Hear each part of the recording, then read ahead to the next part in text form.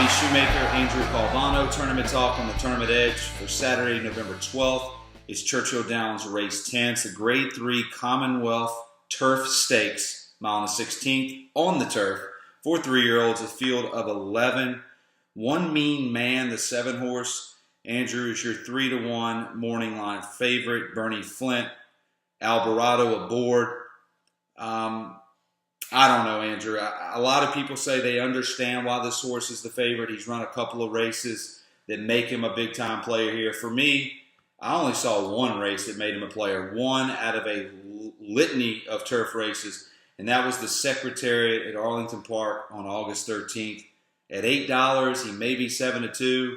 With a lot of other horses in here, I think you can make a case for that have run in better races and run faster more times. I had to play against this horse. Very vulnerable favorite, in my opinion.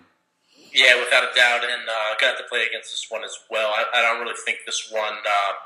I think this one's just overrated, if that's the word. Obviously, a Grade 3 winner, and winner of other overnight stakes races. You can respect this one a little bit, just not at the price for me. I will, however, mention that August 27th race, the Mystic Lake Derby. I remember being on the show saying, don't cross out those Canterbury Stakes races. They're very salty, large fields. Right. So I respect this one that he's coming out of. Then the Jefferson Cup, though that was taken off the turf, he did run in good effort. So I will respect that, but not at the price and not in this deep field. Right. So I'm going to go over, and I'm going to try to get this one. $11 seems like actually a real good value for me here. Number 2, Sir Dudley Diggs. That would be my top selection here, 9-2. I think this one was just a light bulb angle. I know it took him a while to break his maiden, but he was running well. I mean, you're talking about, leading up to it, second by a neck, third by 2, second by a neck, second by 1. Then he finally breaks the maiden at Keeneland, then takes a little break, runs very strong in the plate trial over Synthetic at Woodbine. Then he's in the Queen's Plate, wins that. We got some next out winners in that group. Then he continues the Canadian Triple Crown and the Prince of Wales. He gets on dirt. 20-length defeat. Obviously, this horse is not bred for the dirt at a Geoponte and My Paolana at all. So I can understand, obviously he had to be in that spot, but I want to cross that out. Comes back in this big breeders race behind Camp Creek, who I know I was on a couple weeks ago in a performance that obviously he did not fare too well in, but I had respect for those Ontario breds coming out of that race. Wins that at 1.5 miles. Now he cuts back to this distance. I think he's just a good play here. Obviously on the turf, he's only missed the money once, and that was in his career debut. I think the pace should set up just nice for this one to sit that second shelf trip. It's Julian Leparoux, like we say time and time again. Keeneland and Churchill, he knows the course the best. He's with Mike Maker. He's with the Kenneth Ramsey. At 9-2, I think this is a very, very fair price. If this one goes off as the favorite that I intended to see, as I had my projected morning lines, I will have to play against. But 9-2, I think is great value on the 2, Sir Dudley Diggs. If you would have taken the odds off my board that I look at in the mornings and you would have said, Bobby, pick the favorite of this race, it would have taken me about 10 minutes and I would have said the 2 horses probably 3-1.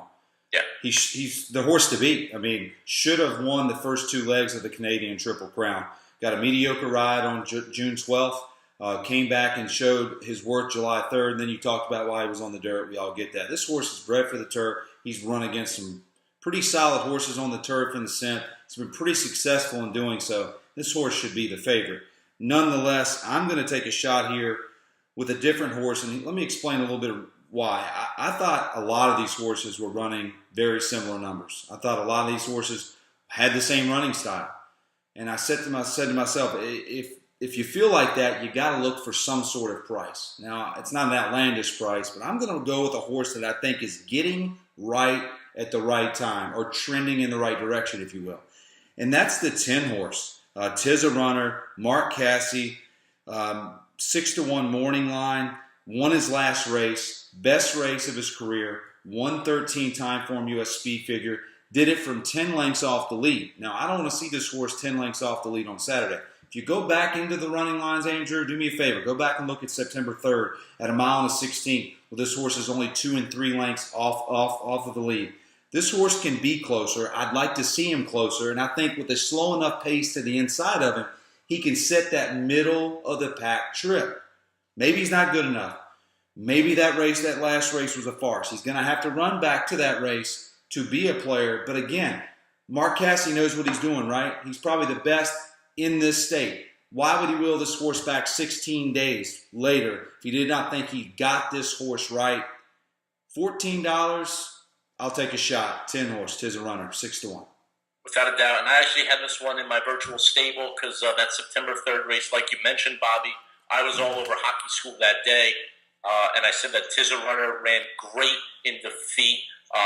Catching the fractions that we all know, kind of played to that Saratoga turf course late in the meet. So I stabled this one. I played this one on September 24th.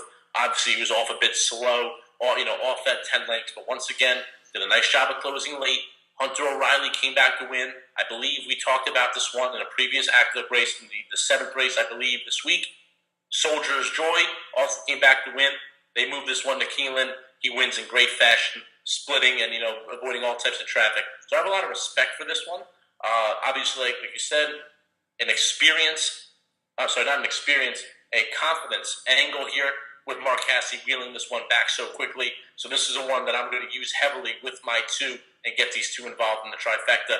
From a pick 4 standpoint, 11-horse field, I'm only going 3 deep. My horse, your horse, and another one we'll get to. But I think Tis a Runner at 6-1 is also a huge play.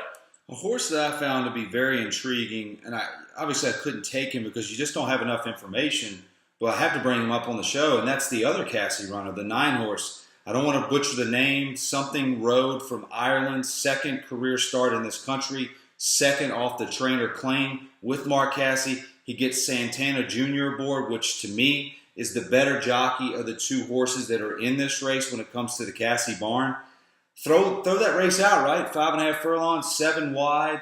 I don't think wanted to be at 5.5. I think this horse certainly wants to go longer, in my opinion. Could it have been a freshener for this race? Is this horse sneaky good at all, Andrew? You don't like him, or is it just you didn't know enough about him? Yeah, and that's what it came down to. Just don't know about this one. However, quick fractions that day, from what I'm looking at here, that like you mentioned, swung 7 wide.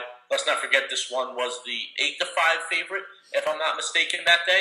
So obviously a lot of hype on this one, as Mark Casse, first time overseas, will do. I think the stretch out is obviously something to be afraid of. That race could have very well been a prep race just to get him on American ground. This is a horse that I'm not leaving off my tickets. That's the other horse I was talking about. Obviously, I want to cover myself with both Mark Casse horses. At 15-1, I may use this one as a key.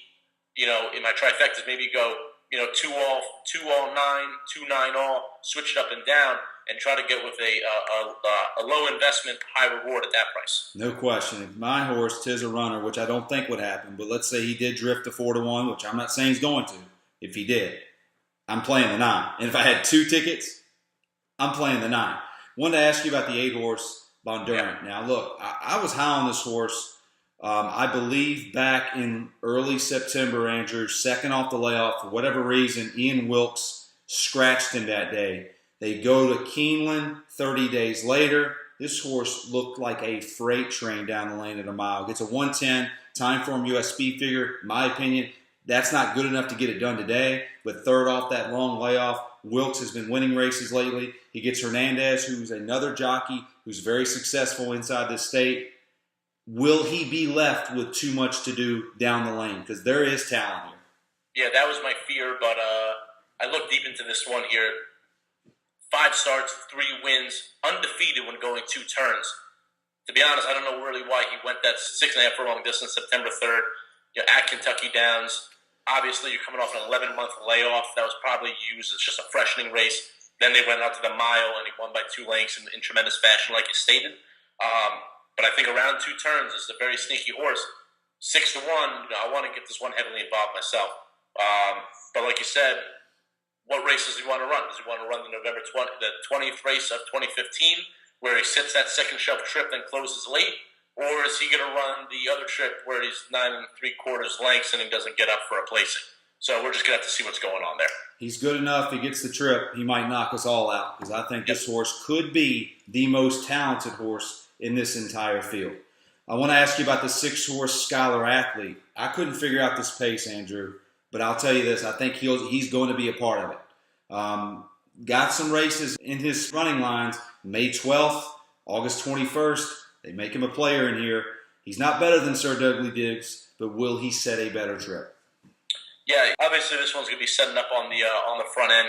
Curious move back to the blinkers off here, but I was very interested in this one's May 12th effort at Belmont Park. I was on him that day. He beat two very good horses in Raise the Bar for the Chad Brown barn, as well as Cave Johnson, who's been a very salty horse on the New York turf circuit. So I circled that race. I made note of that. His numbers on my end don't really rank here, and that's the concern. Agreed. But then again, it's Grand Motion. He brings his boy Angel Cruz, all the way out here. Could be something in the pocket here. Well, we have to mention to the viewers, it's not always about how fast you run on the turf. If you're setting the best trip and the better horses are getting blocked and going wider, you could have a distinct advantage. If the 6 can get on the lead, Andrew, and run similar to that Laurel effort or maybe even that Belmont May 12th effort, again, another horse that can knock us out. I'm not throwing the 6 out at all. Yeah, no, without a doubt. And I didn't have it on my original ticket, but probably going to do some observation that morning. Should I choose to play the Churchill Downs pick 4, definitely going to have to double check this one and include him. Surgical Strike, Andrew, the 5 horse. It feels like this horse has been running for 20 years. Runs consistently, but never gets it done. If you're asking me about this horse from a pace standpoint, so pace compromised, will probably be down at the rail. And I just don't think this horse is good enough to even get a placing. Yeah, had this one at 6-1 morning line. I think he's a very talented horse. However, I think he was compromised by a yielding turf course that day he won at Arlington Park in the Arlington Classic. Let's not forget, though, he was running behind very, very strong horses such as American Patriot, Our Boy Beach Patrol, Duville, who came into the Belmont Derby and crushed the group. Well, not really crushed, but still ran an outstanding race for that wide 13 horse. Absolutely. And Highland Sky, who just won what race? So I think there's a lot of talent here with this one.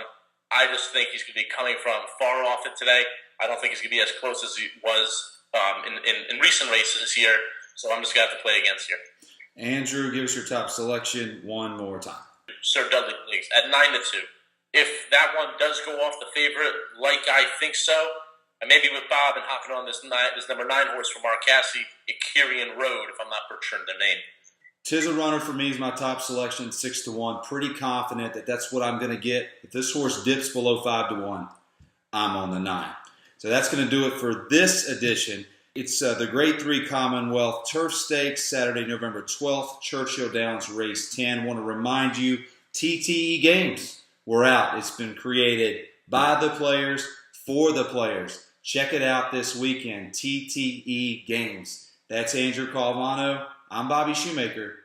Good luck. Good luck, guys.